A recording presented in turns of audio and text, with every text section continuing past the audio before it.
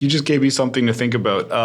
Community banks, I deal with a lot of community banks in my business, and they're always about the communities they serve. But if your community doesn't have a bank, how is your community getting served? I've never really thought about that before. Yes, it's a real big issue, and they don't have it, so they go all over the place, and that banker doesn't necessarily feel connected to that person, and they probably can't get a mortgage from that bank because the bank might be in Clayton and they live in 63112, and that Clayton banker isn't going to think that the value of the land in 63112 is anywhere close to what he can be using that money for in Clayton. And we're literally, for people that don't know, we're 10 minutes from Clayton. Is that fair to say? Not Less even. than that? I live in Clayton, and it takes me 7 minutes to get here every day. So there you go.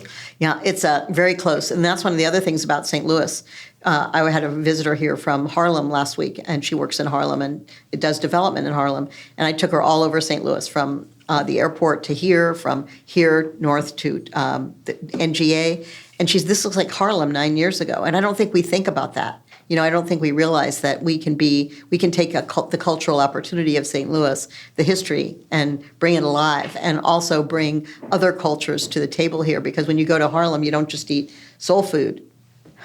You're eating, there's all kinds of food there and all kinds of people living there because diversity is welcome. It was part of its culture.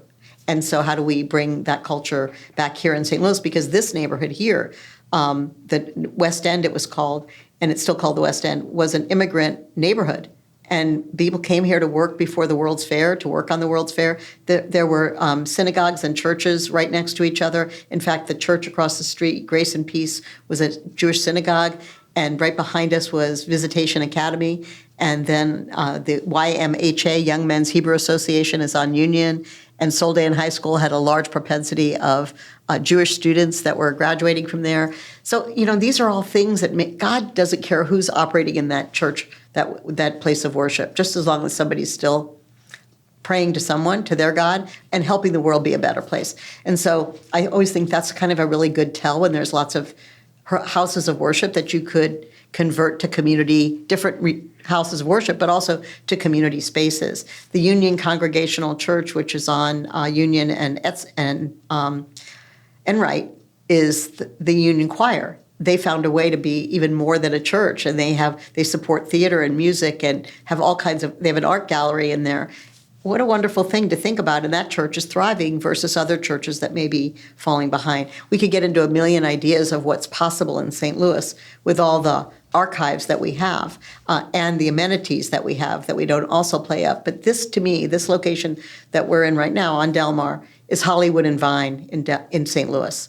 It's near to everything, and that's why the retail that we have here and the number of people that work here are so strong is because it's easy to access. It's close to everything, and it also, the parking helps, the transportation helps, but people get it. It's not like a hard decision to come on to Del Mar. It might be harder to go north of Del Mar. We're working on that. But over time, as we keep expanding and there's more housing and more beautiful apartments that people can live in, and some of these buildings are just magnificent. In New York or Philadelphia or Chicago, they would be worth millions, just an apartment, not the whole building. And people here have not appreciated that history. When I first came to St. Louis, I bought a house in Lafayette Square. I thought I'd died and gone to heaven because I came from Washington, D.C., where I couldn't have afforded anything like that. But I had a townhouse in a beautiful historic neighborhood, like my Georgetown was, and I couldn't afford to live there. So I would say that we don't realize the tremendous opportunity that we have, especially in the city of St. Louis. But whether you choose to live north, south, east, or this is the West End, there's plenty of opportunity to improve what exists and make it at least as good as it used to be, whatever that used to be was, but better. I fully agree with you. I'm not from St. Louis, so I take every opportunity I can to tell people how great St. Louis is. You have a metro area that has great bones, one, and then two, it has cultural amenities that a city of its size would never have because of its significance, 100 years ago. So just like you're saying, I think St. Louis can be great. I think it will be great, and that's what's kept me here because I don't really have necessarily ties that kept me in St. Louis. I decided to be here. I could have been anywhere. When you moved to St. Louis, aside from your job keeping you here, I would imagine you could have gone anywhere afterward, but you stayed. Is that the reason why you stayed, because of the potential here? Well, lots of circumstances come to play. I was here. I didn't even know where St. Louis was on the map. I had to look it up when they told me I was moving to St. Louis. I had an idea, but I had never been this far west. And I said, I'll be there for a couple of years. I'm moving up the company ladder. They have stores all over the country. But I did like it here because I could have a house. I could own something right away, and I wasn't making very much money. I could work near downtown. I could walk to restaurants. Even then in Lafayette Square, we had cute restaurants. And the people there that were rebuilding their houses had a sense of history of St. Louis, even if they weren't from St. Louis.